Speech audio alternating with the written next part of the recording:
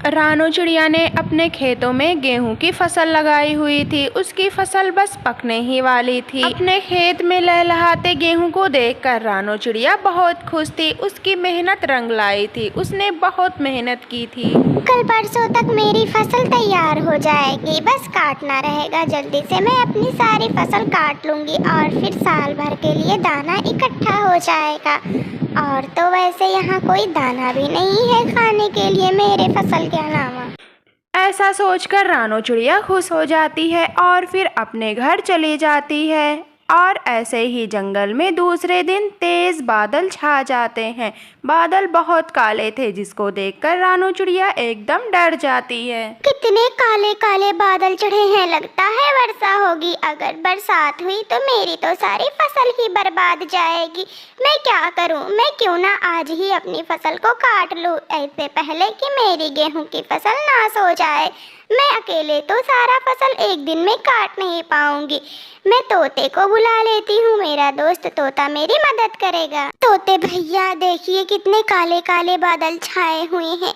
आप मेरी फसल काटने में मेरी मदद कीजिए, नहीं तो सारी फसल बेकार जाएगी और हम भूखे मरेंगे। रानो, तुम बिल्कुल सही कह रही हो। मैं जरूर मदद करूंगा तुम्हारी, लेकिन रानो तुम कालू और गोरी को भी बुला लाओ, इससे जल्दी हो जाएगा। क्या पता बारिश कब हो जाए।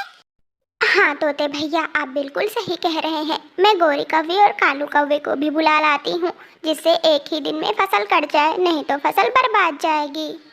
रानू चिड़िया तोते के घर से निकलती है और अपने खेतों का चक्कर लगाते हुए गोरी कौवी और कालू कौवा के घर जाने लगती है। रानू चिड़िया बहुत परेशान थी। काले काले बादलों को देखकर रानू चिड़िया बहुत डरी हुई थी और फिर वो गोरी कौवी के पास जाती है।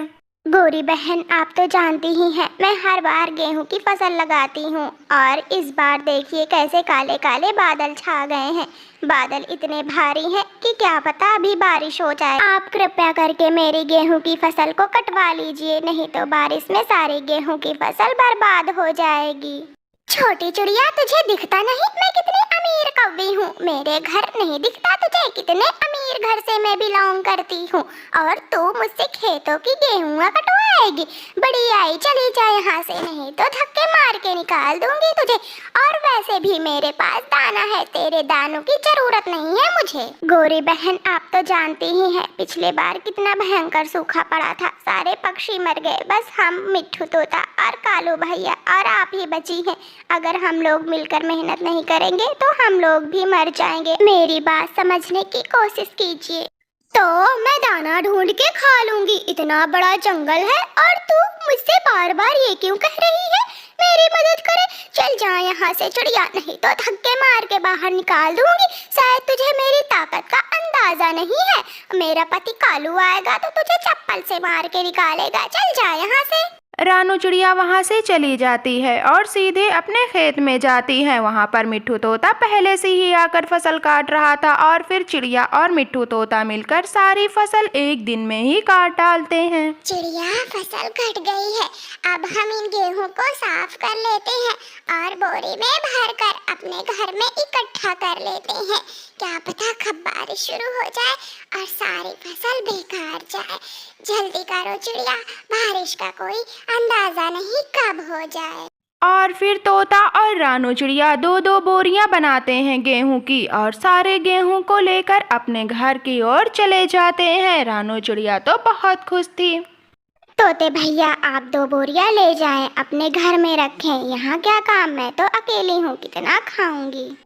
रानू, कितना खाऊंगा मैं? वैसे भी एक बोरी में मेरा साल गुजर जाएगा। इतना दाना लेकर मैं क्या करूंगा? लेकिन फिर रानू चिड़िया के बहुत जिद करने के बाद मिट्ठू तोता मान जाता है और 2 बोरी गेहूं की लेकर अपने घर चला जाता है। वो सारा गेहूं अपने घर में इकट्ठा कर लेता है और थोड़ी ही देर के बाद जंगल में तेजी से बारिश होना शुरू हो जाती है। पूरे जंगल में सारा दिन सारी रात बारिशें होती रहती हैं। बारिश होते होते 2 हफ्ते गुजर जाते हैं, लेकिन बारिश तो बंद होने का नाम ही नहीं ले रही थी। कालू, सारा दाना खत्म हो गया है, मैं बहुत कमजोर हो गई हूँ। 2 दिनों से मैंने कुछ नहीं खाया, मुझे बहुत भूख लगी है। क्या सारा दाना खत्म हो गया? गोरी चिड़िया ने गेहूं की फसल लगाई थी, जाओ जाके उससे दाने मांग लाओ, उसके पास बहुत दाने होंगे गेहूं के।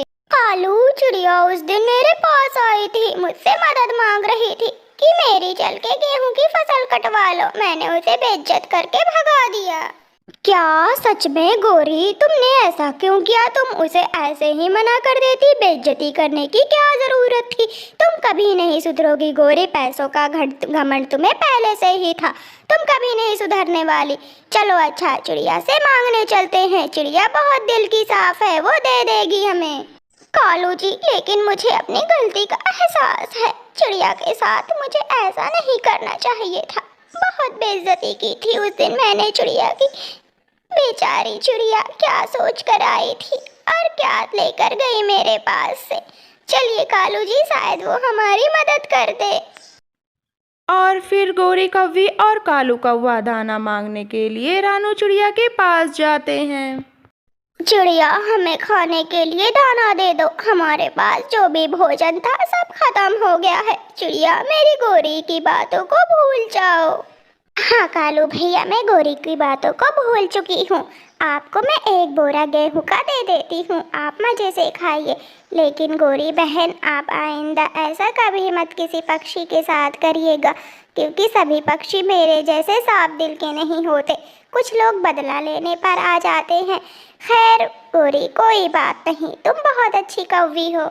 रानो, ये तो तुम्हारा बड़प्पन है कि तुम सभी को माफ कर देती हो। मैं तो 2 दिन से कुछ नहीं खाई थी, लेकिन मेरी हिम्मत नहीं हुई कि तुम्हारे पास आऊं। वो तो कालू जी के कहने पर मैं आई। अच्छा चिड़िया, अब हमें दाना दे दो, हमें बहुत जोरों से भूख लगी है, हम घर जाकर खाएंगे। फिर गोरी और कालू एक बोरी गेहूं की लेकर अपने घर चले